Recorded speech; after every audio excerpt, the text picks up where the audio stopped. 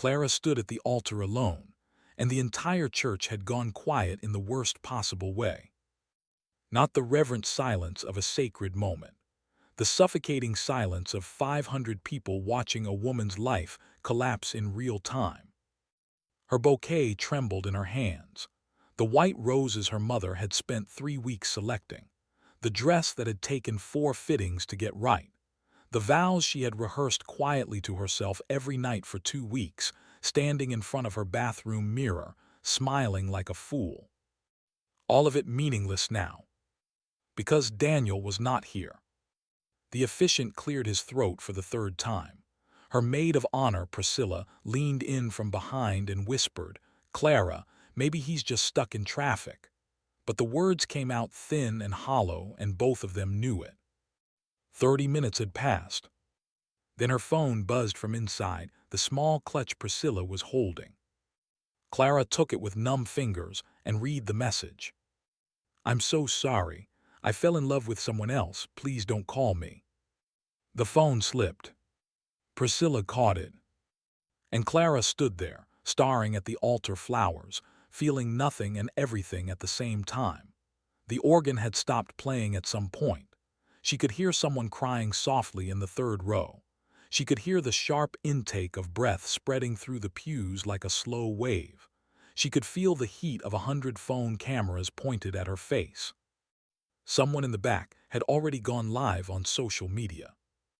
The comments were pouring in faster than anyone could read them. That was when she heard the footsteps.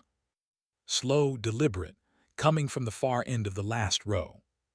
She turned, expecting nothing, expecting one of her uncles coming to escort her out of the church with whatever dignity she had left. Instead, she saw a man she had never seen before in her life, walking toward the altar like he owned the floor beneath his feet. He was tall, dark suit, no tie, the kind of face that had never had to introduce itself twice. He moved through the silence of the church with complete calm, as if 500 pairs of eyes meant absolutely nothing to him. When he reached the altar, he stopped directly in front of her. He looked at her, not with pity, not with curiosity, with something steadier than both.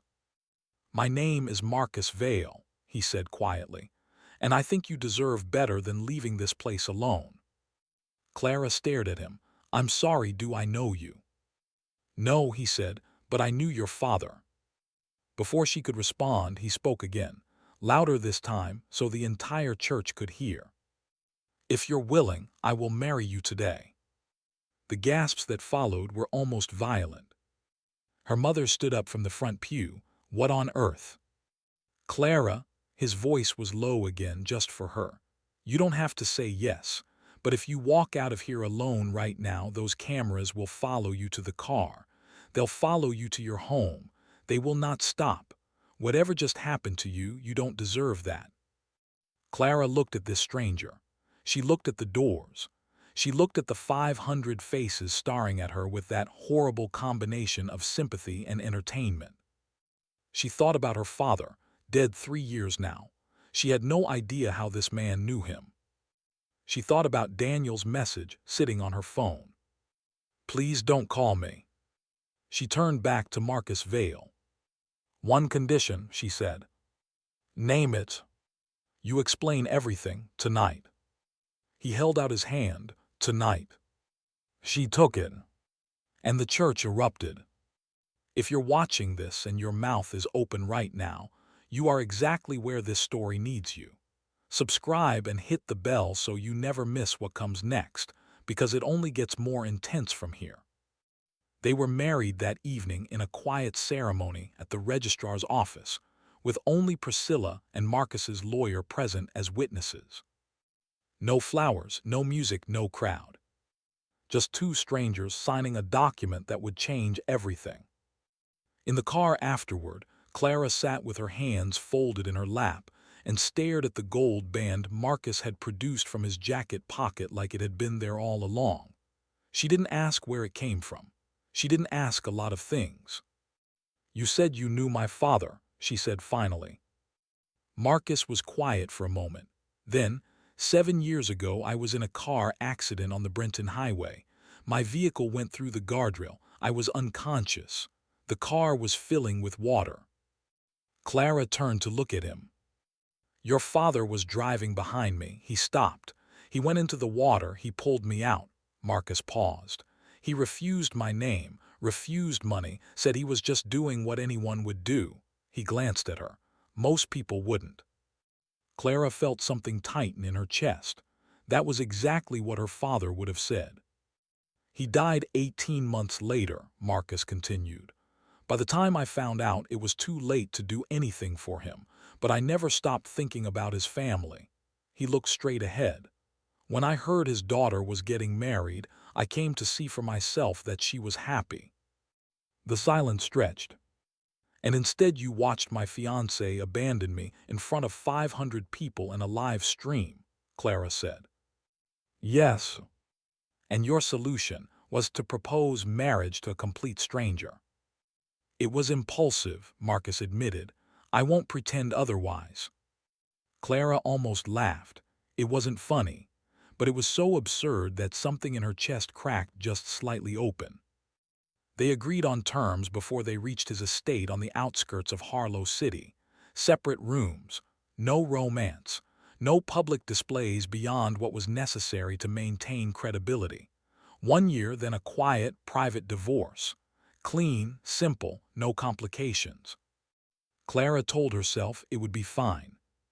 She was wrong in ways she couldn't yet see. The house was large and still in the way that suggested it had never quite been lived in. Marcus was not what the newspapers described. She had looked him up the morning after the wedding, sitting in the enormous guest suite that now belonged to her, scrolling through headlines. Ruthless, cold, calculating. The man who bought an entire shipping company just to shut it down. Pieces written by people who had clearly never sat across from him at a breakfast table and watched him feed a stray cat that had wandered in from the garden before he knew she was watching. Does it have a name? She asked. He looked up, caught. No. You feed it every morning, and it has no name. I feed it. That doesn't mean I've adopted it. Marcus, she said, you've adopted it. He said nothing, but she saw the corner of his mouth move. Living together was strange. It was not romance. It was something quieter and more dangerous than romance. It was the accumulation of small, ordinary moments that slowly refused to stay small or ordinary. She found out he didn't sleep well. She heard him sometimes at 2 in the morning, walking the long corridor outside his study. She never said anything. He found out she cried in the shower. He never said anything either. But one night, 3 months in, she was sitting in the kitchen at midnight unable to stop shaking, and he came in without asking why and simply put a cup of hot tea in front of her and sat down across the table. I found out today, she said, that Daniel didn't leave on his own. Marcus went still. My friend Priscilla works with someone at Hartley Bank. Someone paid Daniel $4 million to vanish before the wedding, paid him to humiliate me publicly and disappear. She looked up. Someone wanted me destroyed. Marcus's jaw tightened. How long have you known? 3 hours. Clara. The worst part, she continued, her voice barely holding, is that whoever paid him knew the wedding was being streamed. They timed it. They wanted the whole world to see it happen. Her eyes filled. This wasn't heartbreak. This was an attack, and I don't know why. Marcus reached across the table and covered her hand with his. He didn't say it would be fine. He didn't say she was being dramatic. He just held her hand in the quiet kitchen at midnight, and somehow that steadied her more than any words could have. I'll find out who did it, he said. You don't have to. Clara, he looked at her directly, I will find out. 2 weeks later, he did. The name came from inside his own house. His mother, Vivienne Vale, had orchestrated every piece of it. Marcus sat across from her in her drawing room on a Tuesday afternoon, and the conversation was the coldest Clara had ever witnessed. You paid a man to humiliate her on her wedding day, Marcus said. You destroyed a woman's life to manipulate a situation you had no right to touch. Vivienne didn't flinch. I protected this family. The girl had no standing, no resources, no understanding of what this name carries. If she had married into your world properly, she would have uncovered things that— Stop. Marcus. I said stop. His voice was quiet but absolute. You will transfer the funds to reverse every financial damage done to Daniel Marsh's payments. You will issue a private acknowledgement, and you will never come near Clara again. Vivienne stared at her son. You've fallen for her. He said nothing. You have, she said, with something between contempt and disbelief. A woman you married out of impulse. A stranger. A woman, Marcus said, standing, whose father saved my life. A woman who has shown more dignity in 6 months of impossible circumstances than this family has managed in 30 years. He straightened his jacket. We're done here. He walked out. And Clara, who had been waiting in the hallway and had heard everything, stepped back against the wall as he came through the door and tried to look like she hadn't been listening. He stopped when he saw her face. How much did you hear? He asked. Enough, she whispered. They stood there in the hallway for a long moment, and something that had been building quietly for months finally broke the surface. Our year is almost up, Clara said carefully. I know. The arrangement was clear. It was, he agreed. Marcus, her voice cracked slightly, what are we doing? He took one step toward her. I think you know what we're doing. I need you to say it. He looked at her with that same steadiness he'd had the very first moment he'd walked toward her at the altar, like nothing about this was uncertain, like he'd known for a long time. The first time I asked you to marry me, he said, I was trying to protect a stranger from something she didn't deserve. He paused. I'm asking again now because I cannot imagine this house without you in it. I cannot imagine Tuesday mornings without your arguments about that cat. I cannot imagine any of it. His voice dropped. I don't want the year to end, Clara. She closed the distance between them. It doesn't have to, she said.